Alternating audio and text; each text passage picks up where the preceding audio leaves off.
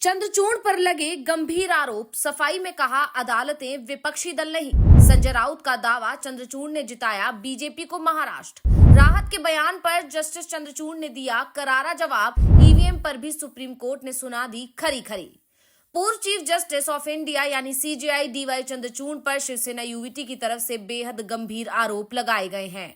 संजय राउत ने कहा कि महाराष्ट्र में जो नतीजे आए हैं वो या तो ईवीएम का खेल है और अगर नतीजे सही हैं तो फिर इन नतीजों के लिए जस्टिस चंद्रचूड़ जिम्मेदार हैं। वो ही महाराष्ट्र में बीजेपी की जीत के जिम्मेदार हैं। नहीं तो महाराष्ट्र में ऐसा एक भी कारण नहीं था जिसके चलते बीजेपी और उसके सहयोगियों को जीत मिले। बीजेपी के जो भी साथी हैं वो गद्दार हैं। कुछ लोगों ने ठाकरे से गद्दारी की तो कुछ लोगों ने शरद पवार से। हमारी पार्टी ही चुरा ले गए। महाराष्ट्र की जनता स्वाभिमानी है, वो गद्दार और चोरों को पसंद नहीं करती है। फिर भी जितने भी गद्दार थे वो सभी जीत गए और जो वफादार थे उन्हें हार देखनी पड़ी। साफ है, जो चुनाव हुए हैं, जो जनता का मूड है, वैसे नतीजे नहीं आए और इसके लिए जस्टिस चंद्रचूड़ कहीं ना कहीं दोषी हैं। इसके साथ ही कांग्रेस सांसद राहुल गांधी ने भी न्याय व्यवस्था पर सवाल खड़े किए हैं। राहुल और संजय राउत ने डीवाई चंद्रचूड़ पर आरोप लगाए तो उन्हें सफाई देनी ही पड़ी। तो क्या कहा अपनी सफाई में चंद्रचूड़ ने, इसी पर हम अपनी स्पेशल रिपोर्ट में करेंगे चर्चा, तो वीडियो को आखिर तक जरूर देखें। पूर्व सीजेआई चंद्रचूड़ भड़के हुए हैं, उन पर आरोप लग रहे हैं और वो आरोप ये है कि वो राजनीति कर रहे हैं। कुछ लोगों ने तो ये भी दावा कर दिया कि बीजेपी उन्हें राज्यसभा भेज रही है और अब आरोपों में घिरे चंद्रचूड़ की सफाई भी आ गई है। उन्होंने कहा, न्यायपालिका राजनीतिक दल नहीं है, लोकतंत्र में सभी का अपना स्थान है। न्यायपालिका का काम कानूनों की जांच करना है, ना कि संसद या विधानसभाओं में विपक्ष की भूमिका निभाना। लोग अक्सर ये गलतफहमी पाल लेते हैं कि न्यायपालिका को विपक्ष का काम करना चाहिए, लेकिन ऐसा नहीं है। लोकतंत्र में विपक्ष और न्यायपालिका दोनों के लिए अलग अलग जगह है। कुछ लोग न्यायपालिका का इस्तेमाल अपने फायदे के लिए करते हैं। वे न्यायपालिका के कंधे पर बंदूक रखकर चलाते हैं। वे अदालत को राजनीतिक विपक्ष का अड्डा बनाने की कोशिश करते हैं। दरअसल सीजेआई का ये जवाब राहुल गांधी के आरोपों को लेकर था।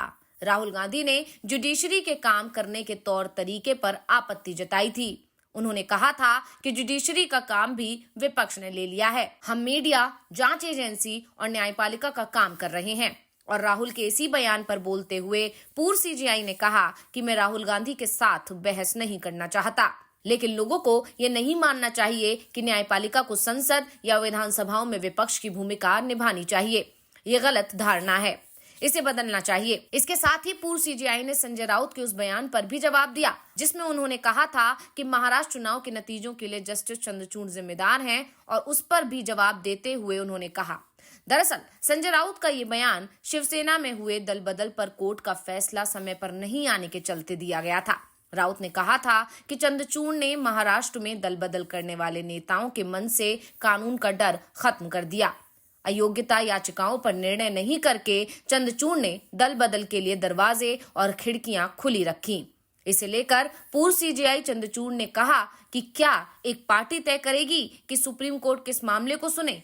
पूर्व सीजेआई ने आगे कहा कि भारत जजों का पॉपुलेशन से रेशियो बहुत कम है। विश्व के कई देश हमसे काफी आगे हैं। डिस्ट्रिक्ट कोर्ट में जिस हिसाब से मामले आते हैं उस हिसाब से कई जजों की संख्या बेहद कम है। फिलहाल डिस्ट्रिक्ट कोर्ट्स में 21% पोस्ट खाली पड़ी हैं। इसके लिए सरकारों को निवेश करना पड़ता है, जो नहीं किया जा रहा है। जजों की संख्या बढ़ाने के लिए all India judicial service exam होना चाहिए। हालांकि इसके लिए संविधान में संशोधन करना होगा, क्योंकि जजों की नियुक्ति गवर्नर देखते हैं। इसके अलावा पूर्व सीजेआई ने उन आरोपों पर भी जवाब दिया जिसमें उन्हें प्रधानमंत्री मोदी को अपने घर आने का न्योता दिया था। सितंबर में जब पीएम मोदी तत्कालीन सीजेआई के घर गणेश पूजा में शामिल हुए थे, तब विवाद खड़ा हो गया था। विपक्ष, खासकर कांग्रेस और टीएमसी ने इस मुलाकात की आलोचना की थी।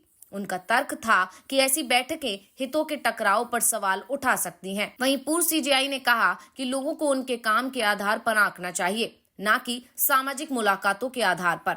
उन्होंने जोर देकर कहा कि ऐसी मुलाकातें उनके काम को प्रभावित नहीं करती हैं। न्यायपालिका अपनी स्वतंत्रता बनाए रखती है। एक तरफ पूर्व सीजेआई डीवाई चंद्रचूड़ ने उन पर लगे आरोपों के साथ ही महाराष्ट्र चुनावों को लेकर राजनीतिक दलों को जवाब दिया, तो वहीं दूसरी तरफ ईवीएम का मामला सुप्रीम कोर्ट तक पहुंच गया। सुप्रीम कोर्ट में ईवीएम के खिलाफ याचिका लगाई गई। याचिका में कहा गया था कि देश में वोटिंग बैलेट के जरिए कराए जाने का निर्देश दिया जाए, लेकिन सुप्रीम कोर्ट ने उस याचिका को सिरे से खारिज कर दिया। जस्टिस विक्रम नाथ ने जनहित याचिका खारिज करते समय तीखी टिप्पणी भी की। उन्होंने कहा कि जब आप चुनाव जीतते हैं तो ईवीएम में कोई गड़बड़ी नहीं होती, लेकिन जब आप हार जाते हैं तो ईवीएम में छेड़छाड़ का आरोप लगा देते हैं और इस मुद्दे को फिर जोर शोर से उठाया जाता है। जब चंद्रबाबू नायडू हारे तो उन्होंने कहा कि ईवीएम में गड़बड़ी हो सकती है। अब इस बार जब जगन मोहन रेड्डी हारे तो उन्होंने भी यही कहा कि ईवीएम में छेड़छाड़ की गई है। इसके अलावा सुप्रीम कोर्ट ने याचिकाकर्ता से ये भी कहा कि अब आपने पहले भी पीआईएल दाखिल की है, आपको कहां से ये आइडिया आता है। याचिकाकर्ता ने इस पर जवाब देते हुए कहा कि वो लॉस एंजलिस से ग्लोबल पीस समिट से लौटे हैं। इस पीआईएल में मुझे 180 रिटायर आईपीएस और आईएएस और रिटायर्ड जजों का समर्थन मिला है। याचिकाकर्ता ने आगे बताया कि वो एक ऐसे संगठन के अध्यक्ष हैं जिसने 3 लाख से ज्यादा अनाथों और 40 लाख विधवाओं को बचाया है। जस्टिस नाथ ने इस पर सवाल पूछ लिया कि आप क्यों इस राजनीतिक मामले में संलिप्त होना चाहते हैं। इस पर याचिकाकर्ता ने जवाब दिया कि ये पीआईएल पॉलिटिकल नहीं है। देखा जाए तो दुनिया भर के 155 देशों में बैलेट पेपर से वोटिंग होती है। सभी लोकतांत्रिक देश में बैलेट पेपर से वोटिंग ही होती है। ईवीएम से वोटिंग के कारण समानता, विचार, अभिव्यक्ति और जीवन के अधिकार का उल्लंघन हो रहा है। इस पर सुप्रीम कोर्ट के जस्टिस नाथ ने सवाल किया कि राजनीतिक पार्टियों को इससे दिक्कत नहीं है तो फिर आपको क्या परेशानी है। याचिकाकर्ता डॉक्टर पाल ने कहा कि चुनाव में पैसे बांटे जा रहे हैं। एक बिजनेसमैन ने 1200 करोड़ सभी बड़ी राजनीतिक पार्टियों को दिए हैं। बेंच ने तब मौखिक टिप्पणी में कहा कि हमें किसी चुनाव के लिए कभी कोई पैसा नहीं मिला।